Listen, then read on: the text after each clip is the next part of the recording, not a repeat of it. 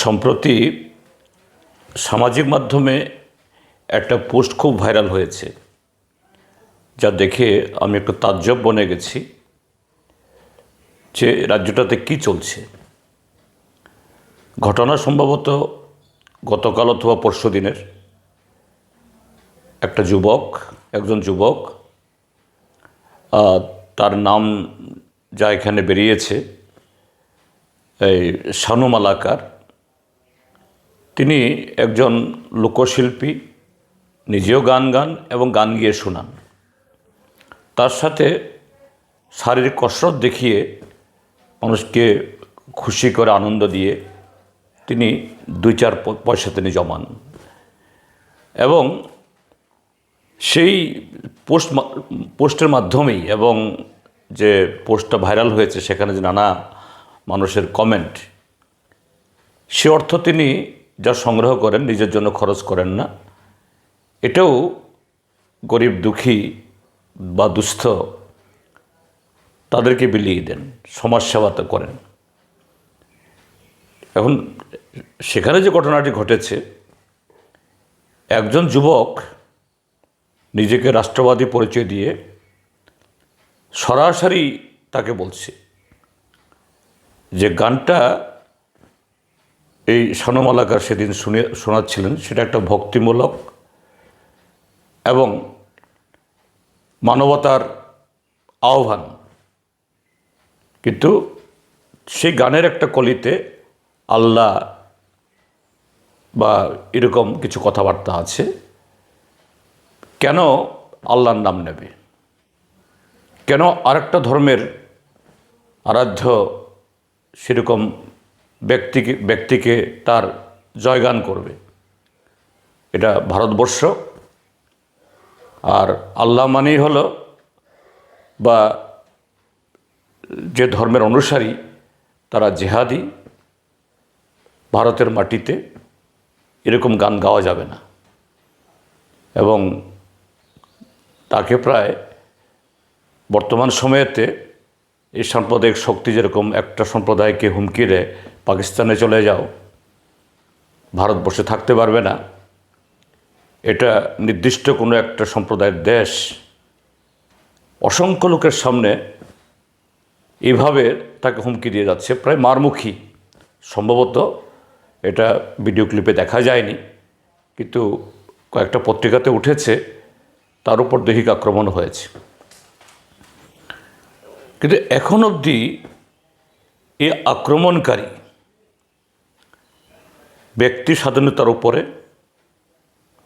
একজন মানুষের, যে নিরীহ মানুষ, তার স্বাধীনভাবে তার বক্তব্য উপস্থাপন করার, মানুষের কাছে যে ভাষাতেই হোক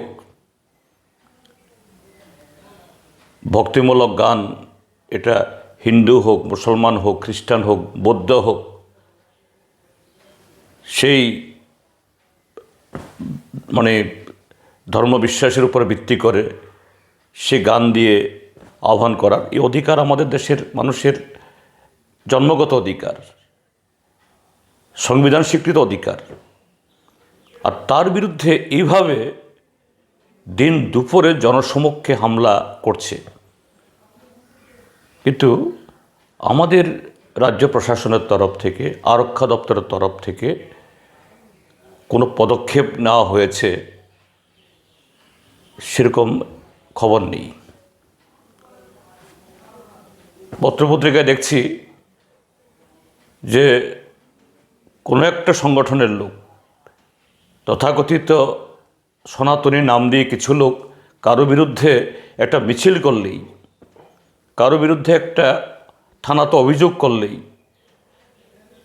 যে আমাদের রাজ্যের মধ্যেও এই পহেলগামের ঘটনার পরে ওয়াকফ সংশোধনী বিল পাস হওয়ার পরে যারা এইভাবে মানুষের অধিকারের কথা বলেছেন, পুলিশ তাদেরকে নানা ধারায় গ্রেপ্তার করে লকআপে নিক্ষেপ করে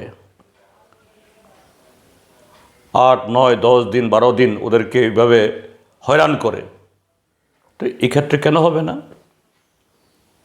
আমি লক্ষ্য করছি এই সমস্ত ঘটনায় পুলিশকে জিজ্ঞেস করা হলে তারা বলে না, কেউ তো এফআইআর করেনি।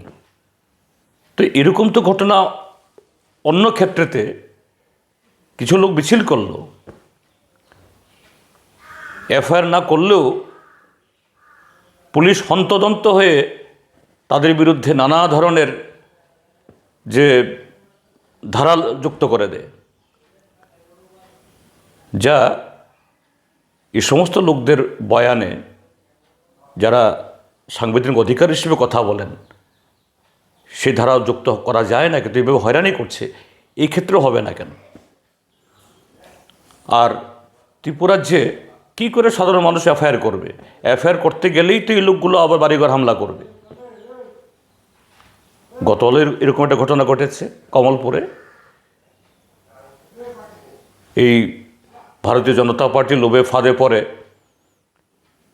দীর্ঘদিন বিজেপি লাইনে হেঁটেছে, নানা রকম অকাম কুকামের সাথে লিপ্ত হতে বাধ্য হয়েছে, বাইক বাহিনীর সদস্য হয়েছে, কিন্তু নিজের থেকে ভুল বুঝে